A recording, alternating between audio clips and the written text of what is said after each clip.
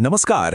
आज आपण एका अशा महान राजाची गोष्ट पाहणार आहोत ज्यांनी एका स्वप्नाला सत्यात उतरवलं. हो, छत्रपती शिवाजी महाराज. चला तर मग त्यांचा हा अविश्वसनीय आणि प्रेरणादायी प्रवास जवळून पाहूया. हा प्रश्न खरंच खूप मोठा आहे नाही का?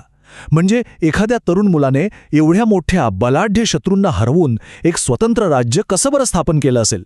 ही कहाणी फक्त युद्धाची किंवा विजयाची नाहीये. ही आहे एका मोठ्या स्वप्नपूर्तीची. चला बघूया हा प्रवास नेमका कसा होता. कोणत्याही मोठ्या गोष्टीची सुरुवात अगदी लहानशा विचारातून होत असते नाही का, एखाद्या बीजासारखी.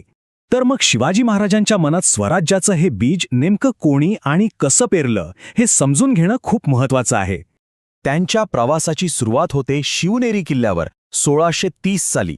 लहानपणापासूनच आई जिजाबाईंनी दिलेले संस्कार आणि अगदी लहान वयात आपल्या सवंगड्यांसोबत रायरेश्वराच्या मंदिरात घेतलेली स्वराज्याची शपथ हाच तो पाया होता ज्यावर पुढे एका प्रचंड मोठ्या साम्राज्याची इमारत उभी राहिली.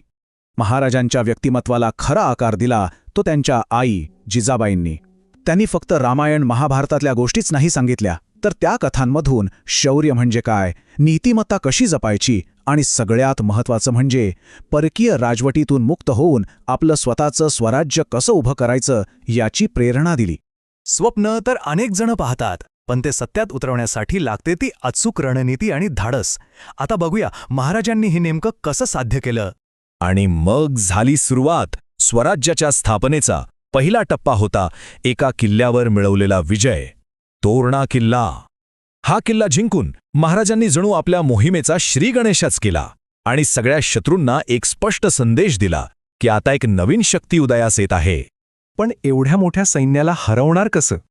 इथेच महाराजांची बुद्धिमत्ता कामी आली. त्यांचं सर्वात मोठं शस्त्र होतं गनिमी कावा. म्हणजे काय तर कमी सैन्य असतानाही आपल्या सह्याद्रीच्या डोंगरदऱ्यांचा अचूक फायदा घ्यायचा, शत्रूंना काही कळायच्या आत वेगाने आणि अचानक हल्ला करायचा. त्या काळातल्या बलाढ्य सैन्यासाठी हे तंत्र अक्षरशः एक धक्का होता. महाराजांच्या आयुष्यात अनेक आव्हानं आली, अनेक परीक्षांचे क्षण आले, पण यातला एक प्रसन्न होता तो सर्वात कठीण. बिजापूरचा बलाढ्य सरदार अफजल खानाशी झालेला सामना. ही फक्त एक लढाई नव्हती, तर स्वराज्याच्या अस्तित्वाचीच परीक्षा होती. अफजल खानाचा उद्देश एकच होता, शिवाजी महाराजांना संपवणं. पण महाराजांनी त्याचा धोका आधीच ओळखला होता आणि एक जबरदस्त योजना आखली होती. जेव्हा भेट झाली तेव्हा खानाने दगाफटका करण्याचा प्रयत्न केला, पण महाराज तयार होते. त्यांनी आपल्या सोबत लपवलेल्या वाघनं खाननी फक्त स्वतःचा बचावच नाही केला, तर त्या प्रचंड मोठ्या संकटावर विजय मिळवला. ही घटना त्यांच्या शौर्याची आणि दूरदृष्टीची एक अविस्मरणीय साक्ष आहे. एक महान योद्धा तर ते होतेच, पण त्यासोबतच शिवाजी महाराज एक आदर्श राजे होते. त्यांचं ध्येय फक्त किल्ले जिंकणं किंवा राज्य वाढवणं नव्हतं, तर रयतेचं म्हणजे सामान्य जनतेचं कल्याण करणं हे होतं. आणि मग तो दिवस उजाडला. 6 जून 1674. ही तारीख इतिहासात सुवर्ण अक्षरांनी लिहिली गेली. याच दिवशी रायगडावर एका भव्य सोहळ्यात अनेक वर्षांच्या संघर्षानंतर स्वराज्याचं स्वप्न पूर्ण झालं. या राज्याभिषेकानंतर शिवाजी महाराजांनी छत्रपती ही पदवी धारण केली. छत्रपती म्हणजे काय तर प्रजेचं रक्षण करणारा एक सार्वभौम राजा. आता ते फक्त एक सरदार राहिले नव्हते, तर एका स्वतंत्र राज्याचे छत्रपती बनले होते.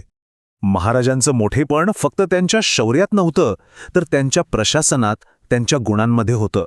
त्यांचं राज्य हे न्यायावर आणि प्रामाणिकपणावर चालत होतं. रयतेचं त्यांच्यावर प्रचंड प्रेम होतं. आणि एक गोष्ट जी खूप महत्त्वाची आहे ती म्हणजे स्त्रियांचा आदर. त्यांच्या राज्यात स्त्रियांचा सन्मान आणि सुरक्षितता याला सर्वोच्च स्थान होतं. शिवाजी महाराजांची ही कहाणी फक्त इतिहासाच्या पुस्तकांपुरती मर्यादित नाहीये. ती आजही आपल्या सगळ्यांसाठी एक खूप मोठी, एक अमर प्रेरणा आहे. चला तर बघूया त्यांच्या आयुष्यातून आज आपण काय शिकू शकतो. हेच तर त्यांच्या संपूर्ण जीवनाचं सार आहे नाही का, की जर तुमच्याकडे धैर्य असेल, बुद्धी असेल आणि सगळ्यात महत्त्वाचं चिकाटी असेल, तर कोणतंही स्वप्न पूर्ण होऊ शकतं. परिस्थिती कितीही वाईट असो, योग्य ध्येय आणि न थांबता केलेले प्रयत्न तुम्हाला यशापर्यंत नक्कीच पोचवतात. तर ही होती छत्रपती शिवाजी महाराजांची प्रेरणादायी कहाणी. आता जाता जाता एक छोटासा प्रश्न. त्यांचे शौर्य, त्यांची दूरदृष्टी, त्यांचा न्याय किंवा स्त्रियांबद्दलचा आदर या सगळ्या महान गुणांपैकी आज आपल्या समाजाला कोणत्या एका गुणाची सर्वात जास्त गरज आहे असं वाटतं?